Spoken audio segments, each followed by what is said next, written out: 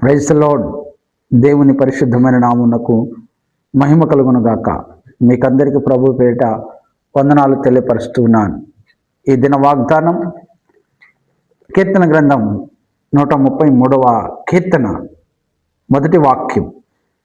సహోదరులు ఐక్యత కలిగి నివసించుట ఎంత మేలు, ఎంత మనోహరం. ఈ కీర్తనకారుడైనటువంటి భక్తుడు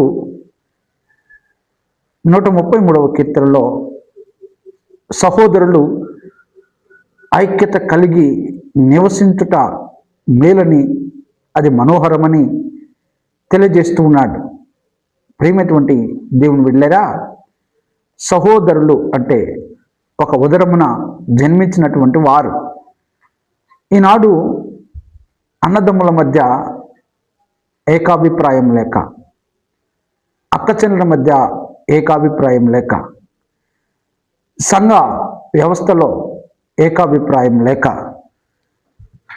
ఎంతోమంది ఆ ఐకమత్యాన్ని కోల్పోయినటువంటి స్థితిలో జీవితాలను పాడు చేసుకుంటూ, కుటుంబ వ్యవస్థలను నాశనం చేసుకుంటూ, రక్తబంధాలను తెంచివేసుకుంటూ, స్నేహబంధాలను తెంచివేసుకుంటున్నటువంటి విధానంలో వారు బలహీనులై నాశన కోపంలోనికి వెళ్తూ ఉన్నారు.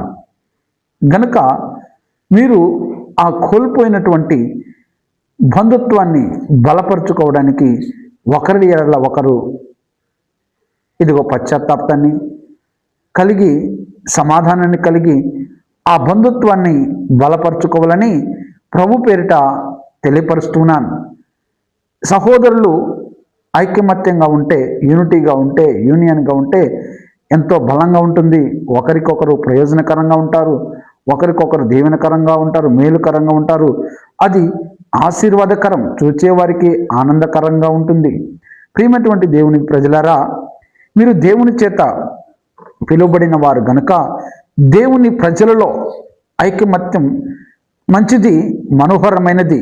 ఎందుకంటే అది దేవుడు ప్రేమించి రక్షించినటువంటి ప్రేమ ఫలితం, దేవుని సంకల్పం, ఆయన చర్యల వల్ల కలిగే ఫలితం. ఎందుకంటే ఐకమత్యం వల్ల కలిగే ఫలం మధురమైన సహవాసం, శాంతి, బల ప్రభావాలు. నేటి సంఘాలలో ఐకమత్యం కలిగి ఉండటం, దానిని జాగ్రత్తగా కాపాడుకోవటం చాలా ప్రాముఖ్యమైన విషయం. ఈ ఐకమత్యం లేకపోవడం వలన సంఘాల్లో ఇదిగో బలహీనతలు, లేకపోతే సంఘాల్లో పాపం వల్ల, లేక తప్పుడు బోధ వల్ల గర్విష్ఠులైన మనుషులు